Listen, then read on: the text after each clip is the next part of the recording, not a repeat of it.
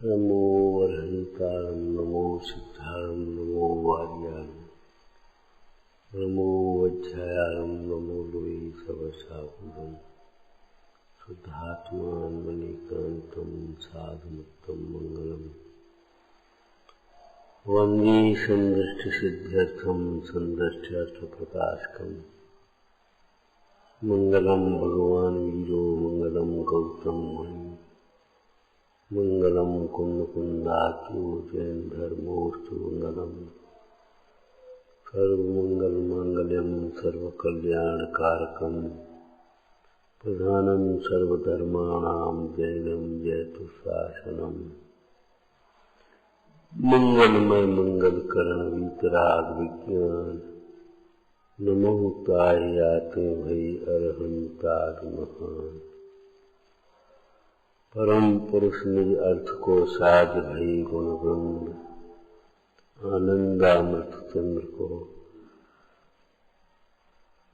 वंदत शुभ कन्न। ओम नमः। दुर्लभ मनुष्य पर्याय को प्राप्त करके दुर्लभ रत्नत्रय की प्राप्ति करना चाहिए।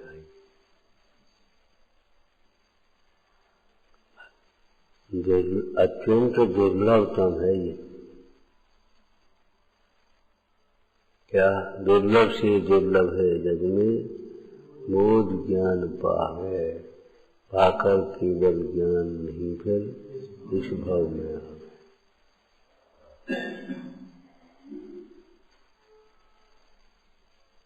दुर्लभ मनुष्य पर्याय को प्राप्त करके दुर्लभ जिन धर्म को जिन शासन को प्राप्त करके दुर्लभ समागम को प्राप्त करके भी जो रत्नत्व को प्राप्त न करे तो कोई लाभ नहीं हुआ।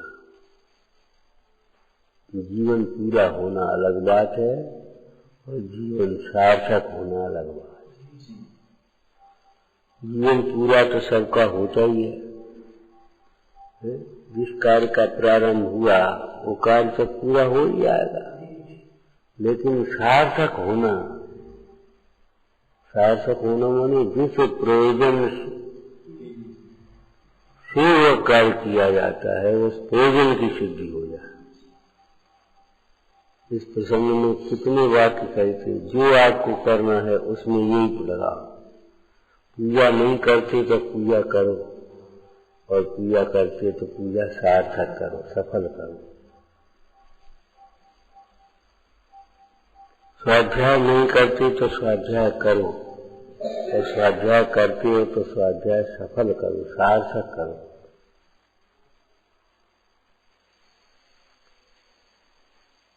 मात्र सुनने पढ़ने के विषय नहीं है। स्वाध्याय को सार्थक करो, अर्थात स्व तत्व की प्राप्ति करो, अपना हित करो।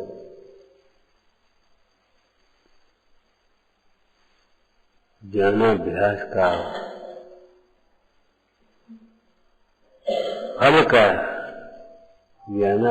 का फल वेद ज्ञान होना, तत्व निर्णय होना, वेद ज्ञान होना और स्वानुभव होना।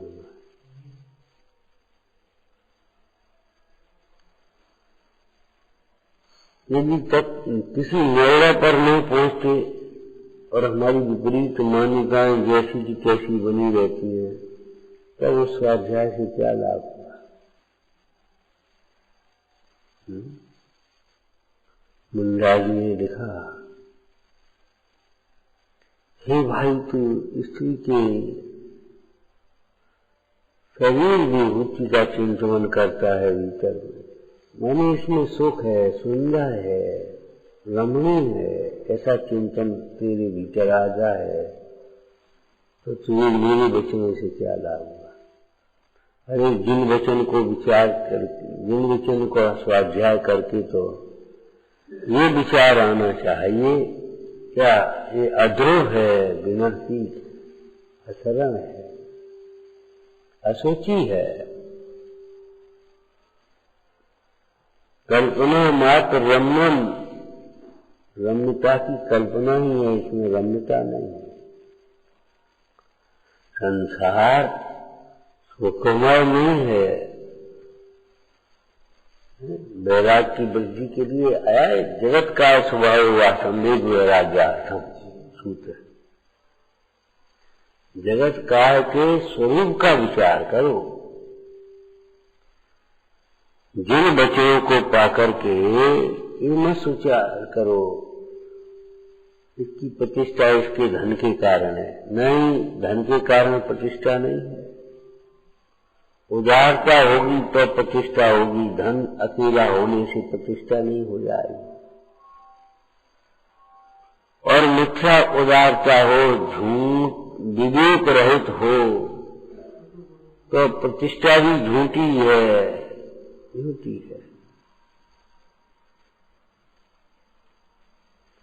प्रतिष्ठा सम्यक का ऐसे मुंडाज श्रावक की प्रतिष्ठा 5 गुण रख लीजिए। रत्नत्रय से प्रतिष्ठा है। सम्यक दृष्टि की कैसी प्रतिष्ठा लिखी? पैसुरनाथ चरित मोह बस लेस न संयम पैसुरनाथ जजे है। कदाचित संयम प्रकट नहीं भी हो पाए तो भी वह इंद्रादि के द्वारा प्रशंसनीय होता है। इंद्र सभा में उसकी प्रशंसा होती है। लोक में भी प्रशंसनीय उसे कहा जाता है इसकी सज्जन लोग प्रशंसा करें। कोई शराबी कहे शराब बहुत अच्छी चीज है तो कोई वो थोड़ी हो गया। कोई सज्जन लोग प्रशंसा करें तो वह प्रशंसनीय लोक में मानी जाती है। केवल तुम्हारे कहने से नहीं, तुम्हारे कहने से प्रशंसनीय नहीं हो। शास्त्र की परिभाषा में क्या लिखा? ज्ञानी जिसकी रचना करे उसे शास्त्र। ऐसे ज्ञानी जिसकी प्रशंसा करे वह प्रशंसनीय है। और ज्ञानी जिसकी निंदा करे वह निंदनीय है। क्यों? ज्ञान का स्वरूप है जैसा का तैसा जानना। तो ज्ञान, सम्यक ज्ञान ही प्रशंसनीय को प्रशंसनीय जानता है, अर्थात उपादेय को उपादेय जानता है और निंदनीय को निंदनीय जानता है, अर्थात हेय को हेय जानता है। सम्यक ज्ञान ही धर्म को धर्म जानता है और कर्म को कर्म जानता है, पाप को पाप जानता है, पुण्य को पुण्य जानता है, धर्म को धर्म जानता है। ये सम्यक ज्ञानी का प्रकाशक है विश्व में।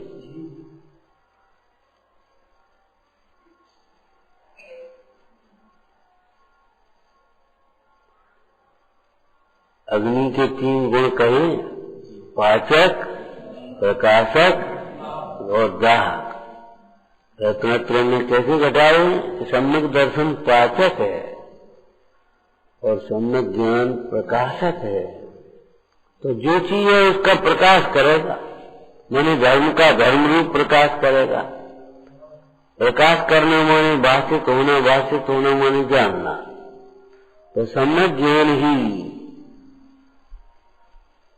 आत्मा को आत्मा जानेगा, शरीर को शरीर जानेगा। मिथ्या ज्ञान तो शरीर को ही आत्मा जानेगा।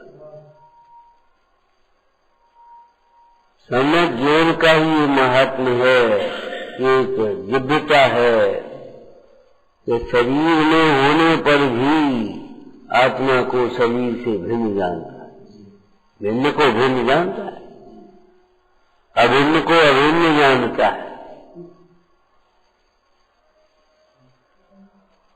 विश्व में ज्ञान ही चमत्कारी तत्व है, ज्ञान ही उत्कृष्ट तत्व है।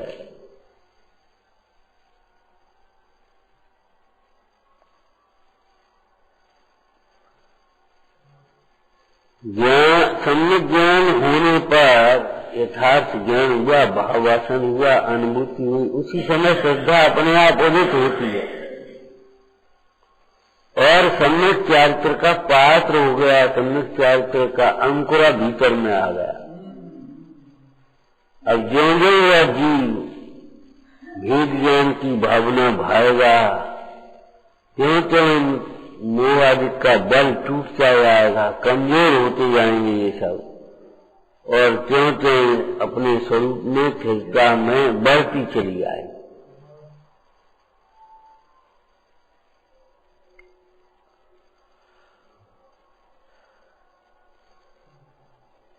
रोज इस विषय को दोहराना चाहिए सवेरे उठ करके। ये मंगलाचरण है। चंद्रशेखर जी ने एक मंगलाचरण के संबंध में क्या लिखा? ज्ञान ही सर्वोत्कृष्ट तत्व है, ये वचन मंगल वचन है। ज्ञान की सर्वोत्कृष्टता का वचन ही मंगल वचन है। मंगल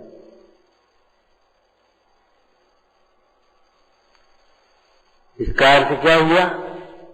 तो ज्ञान ही सर्वोत्कृष्ट मंगल है। मंगलमय मंगल करण वीतराग विज्ञान। तो वीतराग और ये तो विशेषण है उसके, मूल में है क्या? ज्ञान। हाँ, ज्ञान ही मंगलमय सर्वोत्कृष्ट मंगल है। जब ज्ञान मंगलमय है तो ज्ञानियों को भी मंगलमय कहा। ज्ञान मंगलमय है तो ज्ञान के साधन हो जिनवाणी को भी मंगलमय कहा। मंगलमय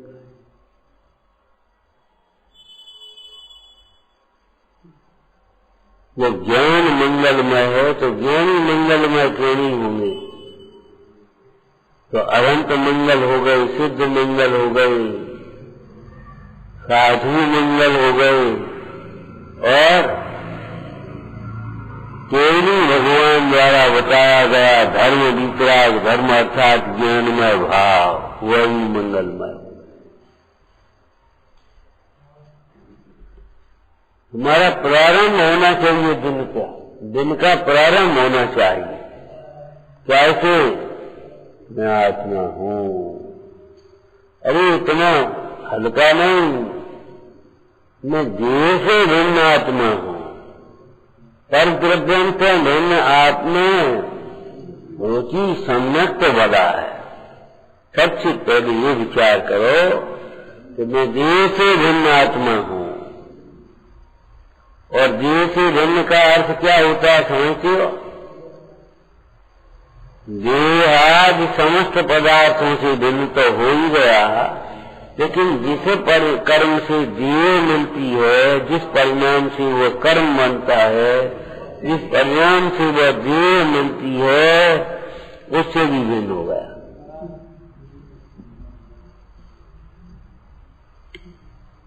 जैसे अपन स्थूल रूप से पढ़ते हैं, जहाँ देह अपनी नहीं तहाँ अपना को। जब देह अपनी नहीं है तो देह का जनक, देह की जननी, देह की जन्म होनी, देह की जन्म तिथि वो अपनी कैसे हो सकती है? दोनों तिथि देह छूटने की वो अपनी कैसे होगी? जब देह अपनी हो तो ये सब अपनी हो सकती है। ऐसे ही ये समझना, जब राग अपना नहीं है तो कर्म अपना कैसे होंगे? राग से बनने वाले कर्म, तो राग ही जो अपना स्वभाव नहीं है तो कर्म अपने कैसे होंगे? और कर्म अपने नहीं है तो कर्म जैसी होने वाली ये सभी आदि को मिलने वाली ये अपने कैसे होंगे?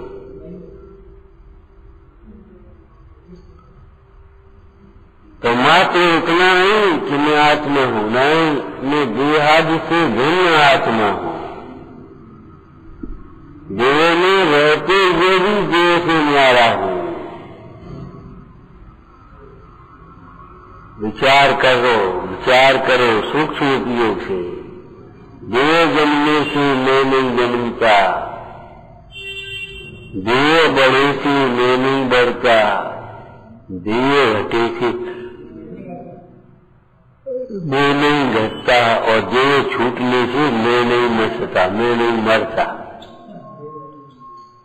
देह मरे से मैं नहीं मरता, मरे से मरे दिए छूटने से। ये तो लोक व्यवहार है। देह का संयोग होना वह जन्म कहलाता है, देह का वियोग होना ये मरण कहलाता है।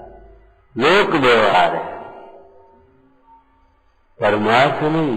परमार्थ क्या है कि देह हो अथवा नहीं हो, आत्मा देह से न्यारा चैतन्य प्राणों से जीवित रहने वाला शाश्वत तत्व है। ये मंगलाचरण के रूप में इस बात को सवेरे याद करो। भगवंतों की साक्षी में इस बात को बारंबार दोहराओ। क्या देह हम नहीं है, हम आत्म तत्व हैं। कैसा आत्मा? जो नहीं उपजो न मरई, बंधन मोक्ष न करई। कैसा आत्मा? जो जन्मता नहीं, मरता नहीं, घटता नहीं, बढ़ता नहीं, मिलता नहीं, बिछुड़ता नहीं, सड़ता नहीं, गलता नहीं। ये सब उपाधियां जिसमें नहीं है। आदि व्याधि उपाधि से पार चैतन्य भगवान आत्मा में।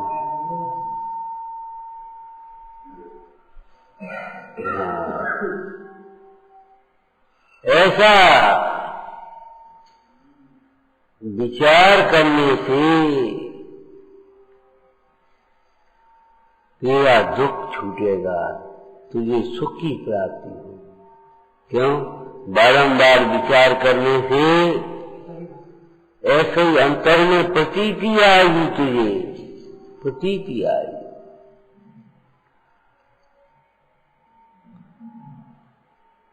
ऐसा विचार करने से ही अनुभूति होगी, सम्यक ज्ञान होगा, और ऐसा ही विचार करने से सम्यक चारित्र होगा।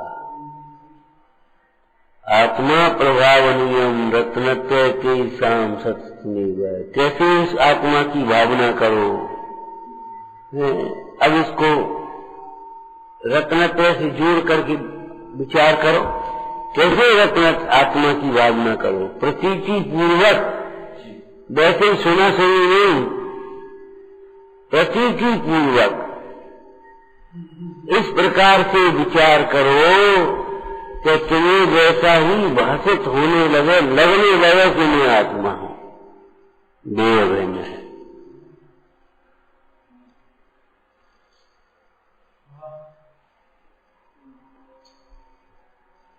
ऊपर ऊपर से मत कहो। हमने एक बात कही थी पहले, याद हो, भगवान की वाणी सर्वांग से फिरती है,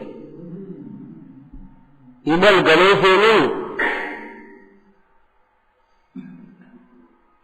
भगवान की वाणी सर्वांग से फिरती है। आपका उपदेश भी सर्वांग से होना चाहिए। सर्वांग से उपदेश देना और सर्वांग से उपदेश सुनना। जिसको तुम भजन में पढ़ लेते हो, रोम रोम पुलकित हो जा,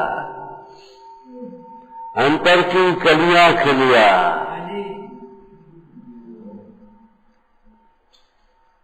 ऐसा थोड़ी कि बस जरा सी मुस्कान आ गई तो ओढ़ हल गए, ऐसा नहीं। सर्वांग सर्वांग, नख से लेकर सुख तक आत्मा ज्ञानमय है।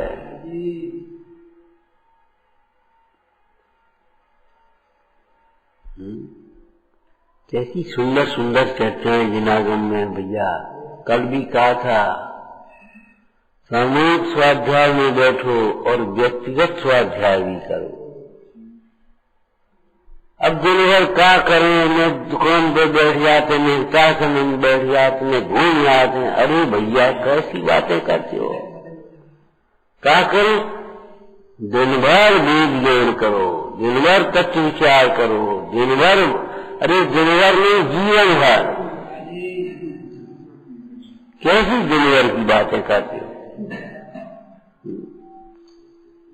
10 दिन नहीं, सब दिन, सब दिन।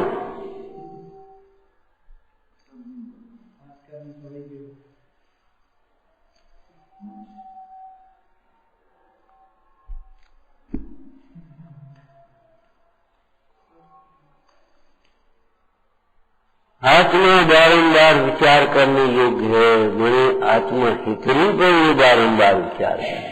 जो लालसा तुम्हें लगती है वह लालसा को जोड़ लो, उसी में जोड़ लो। क्या आत्मा ज्ञानमय है, ज्ञान की प्राप्ति बिना आत्मा के आश्रय से नहीं होती। आत्मा सुखमय है, सुख की प्राप्ति बिना आत्मा की नहीं संभव है।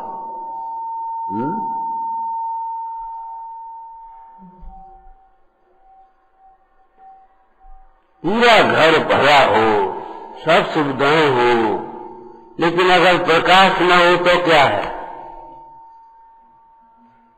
ऐसे जीवन में सम्यक ज्ञान न हो तो अंधेरा ही अंधेरा है। सम्यक ज्ञान नहीं है, वहां अकुलता होगी, मोह होगा, क्रोध न हो तो आश्चर्य है। बहुत लोग कहते क्या करें, हमको गुस्सा बहुत आता है। अरे गुस्सा न आए तो आश्चर्य है। जब तुम भगवंतों का दर्शन नहीं करते एकाग्रता से, प्रसन्न मन से, एकाग्र चित्त से, जब भगवंतों का दर्शन नहीं करते, भगवंतों का के गुणों का चिंतन नहीं करते, भगवंतों की वाणी नहीं सुनते हैं, अपने आत्म स्वरूप को बारंबार विचार नहीं करते, तो क्रोध न हो तो आश्चर्य है। क्रोध होगा तो क्या आश्चर्य? चित्रम की मत।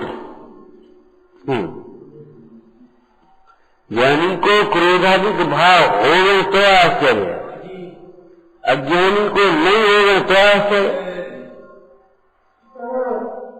विचार करो।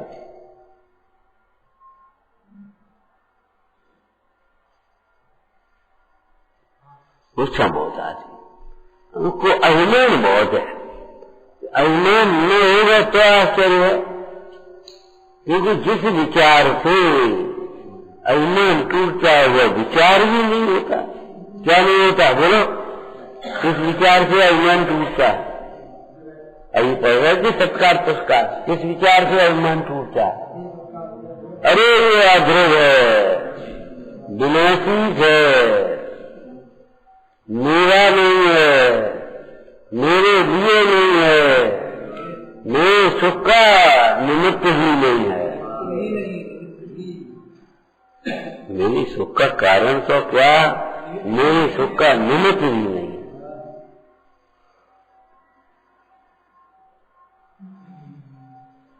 ऐसा विचार करने से स्वाश्रित उपयोग होने पर स्वयं मन टूटता है। देखो न, उस आत्मज्ञानी को 6 खंड का वैभव मिल जाए, चक्रवर्ती हो जाए अथवा इंद्रादिक बन जाए तो भी मान नहीं होता।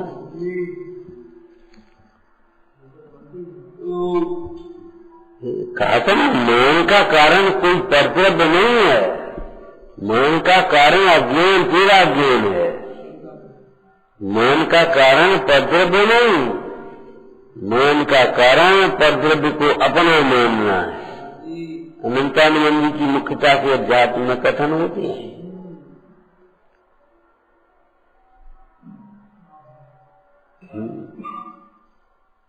मान का कारण परद्रव्य नहीं, परद्रव्य को अपना मानने रूप, अपना जानने रूप अज्ञान है। और खुलासा करो और आगे बढ़ाओ भैया, अपना विचारने रूप, इष्ट विचारने रूप, ये तुम्हारी विपरीत कल्पना है। तो ये मेरा है, मेरे लिए इष्ट है, इसी के कारण मेरी प्रतिष्ठा है, इसी के कारण से लोग मेरे पूछेंगे। अगर ये पैसा नहीं होगा लोग का को पूछेगा मैं, अरे पैसा नहीं होगा तो इंद्रादिक पूछेंगे। अगर तुम्हारी ये मान्यता है पैसा के बिना कौन पूछता है, तो तुम क्यों भगवान को पूछते हो? जी बता, उनके पास पैसा कहाँ है? इन निर्गंथ संतों की क्यों पूजा करते हो, क्यों स्मरण करते हो? अगर तुम्हें लगता पैसा के बिना कौन पूछेगा, जब तुम पैसा के बिना उन्हें पूछ रहे हो तो पैसा के बिना तुम्हें भी पूजने वाले होंगे, ऐसा नहीं। अरे निर्गंथ स्वरूप अनादिकाल का है, निर्गंथ मार्ग भी अनादिकाल का है, और निर्गंथ भी अनादिकाल के हैं, और उनको मानने पूजने वाले भी अनादिकाल के। ऐसा थोड़ी है अनंत काल तक रहेंगे। ये धारा भीतर में नहीं चलना चाहिए। इनकी तो शैली है, उनको प्रवचन करना आता है इसलिए सब पूछते हैं, ऐसा नहीं है, ऐसा नहीं है भाई। जगत में जो मान सम्मान मिलना, पूजिता होना, अनुकूलता मिलना, ये सब पूर्व कर्म के फल हैं।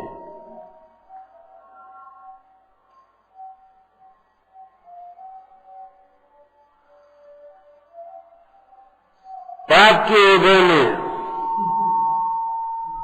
के उदय में ज्ञानियों पर भी उपसर्ग होते, पुण्य के उदय में अज्ञानियों के भी अनुकूलताएं देखी जाती।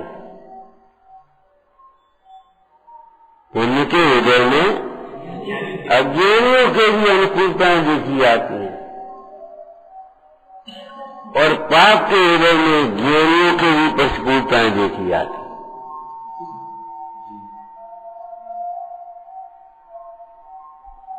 लेकिन आगे ध्यान रखना, पाप के उदय में भी ज्ञानियों की शांति है, और पुण्य के उदय होने पर भी अज्ञानियों की अशांतिता है।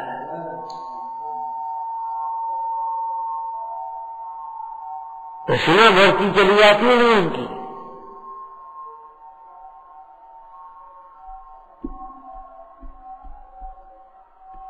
तो रत्नत्व के द्वारा आत्मा भानु योग्य है, ये कह रहे।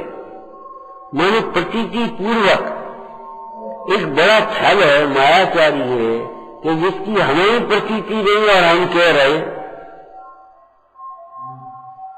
यही एक बड़ी विडंबना है। देह और आत्मा की भिन्नता की प्रतीति हमें नहीं और हम कह रहे भिन्न है। भिन्न होगा। अब शास्त्र में कौन झूठा लिखा? वो तुमने कहानी पढ़ी थी या क्या? महाराज तो आपने तो आत्मा देखा होगा। अरे भैया, हमने आत्मा की महसना की तो महाराज आत्मा कितनी महत्ता होती। अरे तुम तो बड़े भोली हो, मैं थोड़ी सूक्ष्मता है हमेशा। अनेक विविक्षाएं, अनंत धर्मात्मक आत्मा है, और उसका विवेचन भी अनंत न्यायों के द्वारा अनंत प्रकार से किया गया है।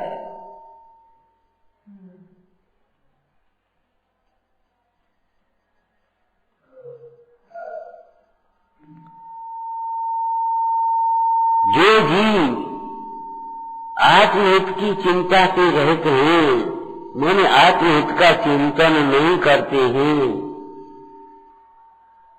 आगम में उन्हें जीवित होते हुए भी मृत कहा है। जीवित होते हुए भी भाई देखो, विचार न न्याय कि जब देह मर रहा है तो देह को अपने मानने वाले कौन होंगे? बताओ। जब देह मर रहा है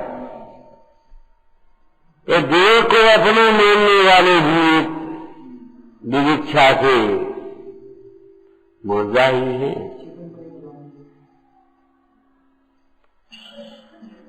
जिंदा तो वे हैं, जीवित तो वे हैं, अर्थात उनका जीवन सफल है। जीवित तो वे माने ये उन्हीं का जीवन सफल है जो जीव से भिन्न अपने को आत्मा जानते हैं, आत्मा से आत्मा जानते हैं, जिन्हें देव गुरु धर्म के प्रति, जिन वचनों के प्रति दृढ़ प्रतीति बढ़ती है, जिन वचन क्या है, आत्मा देव से भिन्न जिन वचन है और प्रतीति आ गई, बस जीवे तो। भगवान के स्तोत्र में लिखा, भूपाल चतुर्विंशत काव्य है 24 छंदों का, भूपाल कवि ने लिखा। तुमने कहा हे भगवान, आज आपका दर्शन करके हमें ऐसा लगता है गर्व कूप से निकलो आज ही हम गर्व से निकले हैं, मैंने आज हमारा जन्म हुआ है, अवलोकन को गरे जिंदराज, आज हमारी आंख खुली है। अंधे हैं जो देह से भिन्न आत्मा को नहीं जानते। एक संस्कृत में श्लोक है, माता शत्रु पिता बैरी, पहले बताया था ना, माता शत्रु पिता बैरी। अरे ये माता पिता भी शत्रु और बैरी एक ही बात है। कौन? इन बालों न पाठता, जिन्होंने बालकों को, अपने बच्चों को पढ़ाया नहीं। क्या नहीं पढ़ाया? कि मैं आत्मा हूं। हाँ, हमने तो एक को इंजीनियर बना दो, एक को डॉक्टर बना दो, एक को कलेक्टर बना दो, एक को मिनिस्टर बना दो। भैया तुमने बना दिया है। ये बालों न पाठते, क्या नहीं पढ़ते? पढ़ाया। हर परिस्थिति में क्षमता रखना नहीं सिखाया, नहीं पढ़ाया। हर परिस्थिति में अपने को आत्मा देखना नहीं पढ़ा, नहीं सिखाया। कहते लोग ना, तुम्हारी माँ ने कुछ सिखाया भी है, तुम्हें रोटी तक बनाना नहीं आता। अरे प्रभु, रोटी बनाना आता है? किसी को उठाए हाथ कि हम तो अभी बना देंगे, 25 आदमी रोटी बना देंगे, रोज बनाते। अरे नहीं, रोटी बनाना आता है जानते हो? रोटी बनाना किसको आता है? मैं रोटी बनाने वाला नहीं। रोटी अपनी योग्यता से बनती है। रोटी अपनी योग्यता से बनती है। जब रोटी अपनी योग्यता से बनती है तो बनाने वाले का तत्समय का योग उपयोग निमित्त होता है। रोटी बनाने का भाव क्या कहें भाई? अब बताओ, ये तो जल्दी से बोल देते, इनको क्या है? कोई सोचना समझना थोड़ी पाएगा। जल्दी मत बोलो। रोटी बनाने का भाव बोलो। खाने के लिए रोटी बनाने का भाव तो पाप भाव है। और दान के लिए अरे अलग से नहीं बना रहे, जो भोजन श्रावक ने अपने लिए बनाया है और कोई आ जाए तो उन्हें खवा दे, ऐसा नहीं है। भोजन बनाने के बाद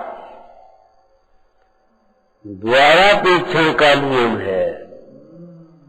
माने द्वार पर खड़े होकर के देखो, प्रतीक्षा करो, प्रतीक्षा करो। क्या कोई पात्र भी, उत्तम मध्यम जघन्य कोई पात्र हमें मिले तो दान करके तब भोजन कराए। शार्काचार्य में लिखा, कमाने में, संग्रह में, बनाने में जो पाप होता है वह ज्ञान से ऐसे झुक जाता है जैसे रक्त का दाग जल से झुक जाता है, निर्मल जल से। वही कपड़ा साफ करोगे तो साफ पानी से साफ होगा कि मैले पानी से साफ होगा?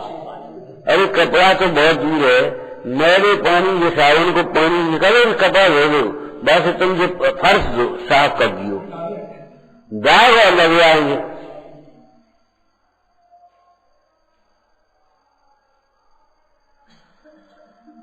दाग और लग जाएंगे। साफ पानी से साफ होगा। तो ऐसे यहां समझ लेना भाई, निर्मल भाव से ये मलिन भाव छूटेंगे। निर्मल भाव से मलिन भावों का अभाव होगा। पूजा के विनय पाठ में कैसा प्यारा शब्द लिखा है, मैं बंदो जिन जीव को कर अति निर्मल भाव, अति निर्मल। तुमने कहा तुम तो चीजें पढ़कर पूर्ण कर दियो कि हम पर यार पूजा हो गई हमारी। ऐसी नहीं हो गई भैया। मैं बंदो जिन जीव को कर अति निर्मल भाव। अति निर्मल भाव कौन सा होता है बताओ? भगवान आश्रय तो जल में सेवाल की तरह मलिन है, और भगवान आत्मा तो दो क्या लिखा है, क्या शब्द लिखा बेटा? अति निर्मल लिखा है कि नहीं हो पता? अति निर्मल जो कभी मलिन न हो, जिसमें मलिनता कभी हुई नहीं है, जिसके भूलने से मलिनता आती है, जिससे विमुख रहने से मलिनता आती है। आत्मा स्वभाव के समीप जाकर के देखो, बस इतना ही कहेंगे। स्वभाव के समीप देखो, आत्मा में मलिनता हुई नहीं है ही नहीं।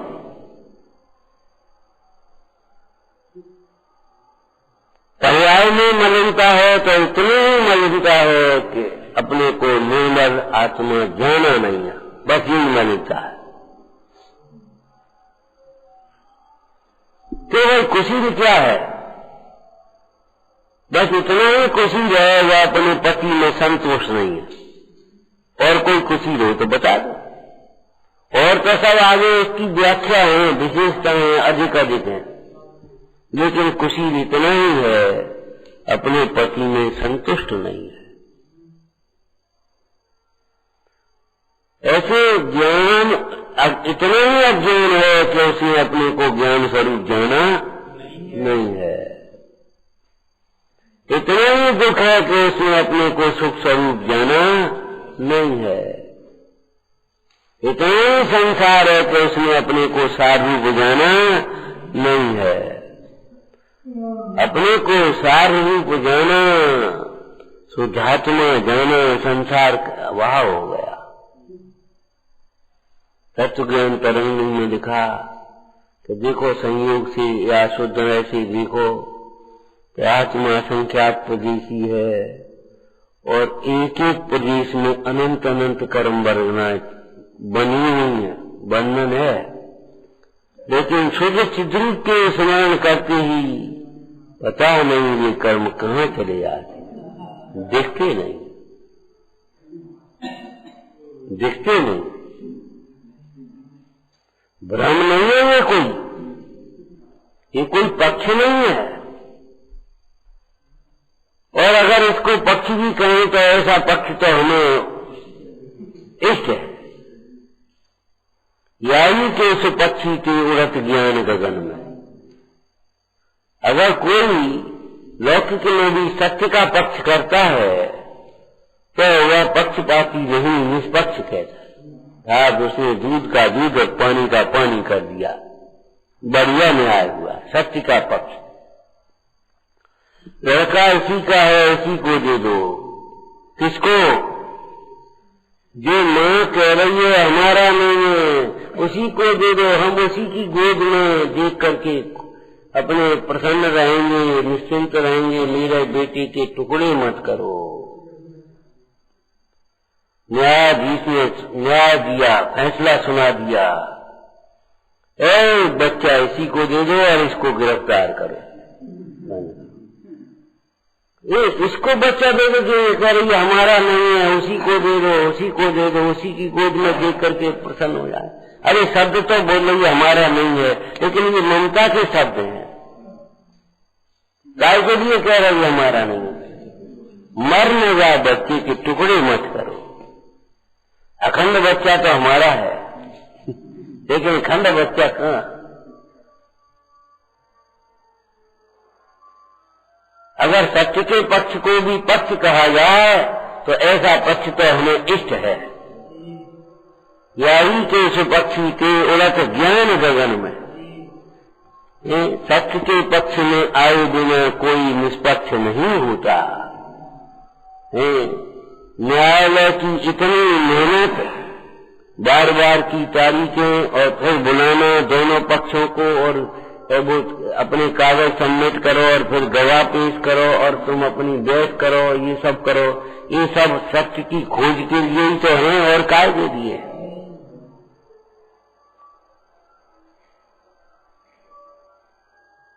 अगर सत्य का पक्ष भी पक्ष है तो ये पक्ष तो हमें इस भूमिका में इष्ट है, परंतु ये हम कोई पक्षपात से नहीं कह रहे। मतलब हम कोई जाति के पक्ष से, कुल के पक्ष से नहीं कह रहे हैं कि आत्मा अवध है। हम ये शुद्धनाय के पक्ष में आकर के चिंतन कर रहे हैं कि आत्मा अवध है, और आत्मा अवध ऐसा चिंतन करते हुए अवध का अनुभवन करेंगे, और फिर हमारा ज्ञान भी प्रमाणिक होगा। क्या एक से बद्धो न था तरस्य, बद्ध और अवध, जैसा अवध है वैसा भी ज्ञान में आता है, हमारे ज्ञान में है। आत्मा को अवध कहते हुए भी, अवध माने बिना बंध का, बंध रहित। आत्मा को अवध कहते समय भी ज्ञानी के ज्ञान में ये बरत रहा है, भास रहा है कि वर्तमान पर्याय में रागादिक का भावबंध और कर्मादिक का द्रव्यबंध है, और उसके नाश का उपाय करना यानी कि ज्ञान में है उसके। ऐसी अंधश्रद्धा थोड़ी है कि बंधन है ही नहीं, बंधन है ही नहीं। कोई भ्रम से सिद्ध समान थोड़ी अनुभव कर रहा है कोई। उसने बंध को गौण करके अबंध पक्ष को दिया है, अबंध होने के लिए। उसने बंध का निषेध करके, भ्रम से निगलत करके अवध नहीं किया। उसने है ही रोग है ही नहीं, तो जब है ही नहीं रोग तो तुम आए काय को वैद्य के पास, फिर काय का दवाई मांग रहे हो, फिर तुम मोक्ष मार्ग क्यों कर रहे हो, क्यों स्वाध्याय कर रहे हो, क्यों उपदेश दे रहे हो, जब बंधन है ही नहीं फिर क्या बात। अरे जिसको जो जेल में नहीं है उसको छुड़ाने का उद्यम भी नहीं करते। जब वो जेल में बंधन में है ही नहीं, छुड़ाने का उद्यम क्यों करेंगे। और जीव को बंधन से मुक्त होने का उपदेश दिया है। इसका मतलब है जैनाचार्यों के ज्ञान में वर्तमान पर्याय में जो बंधन है उसका ज्ञान है कि नहीं है। लेकिन वो बंधन मात्र नहीं है, बंध के काल में भी आत्मा को देखो, स्वभाव को देखो तो अबद्ध है।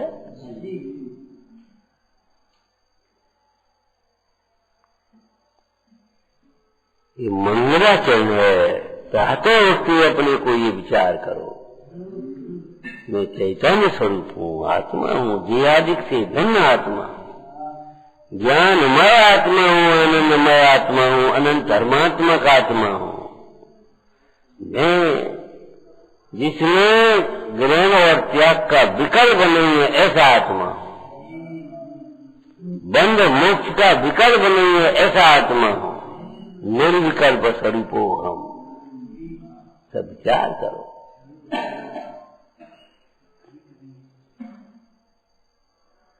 ऐसा विचार करने से बाल पोथी की भाषा बोल पाओगे, बाल भोज की भाषा बोल पाओगे। ऐसा विचार करने से तुम्हारा कल्याण होगा, तुम्हारा हित होगा, तुम्हारा पाप छूटेंगे, मोह छूटेगा। मोह की चिंता करने से मोह नहीं छूटेगा, मोह से भेद ज्ञान करने से, मोह की उपेक्षा करने से मोह छूटेगा।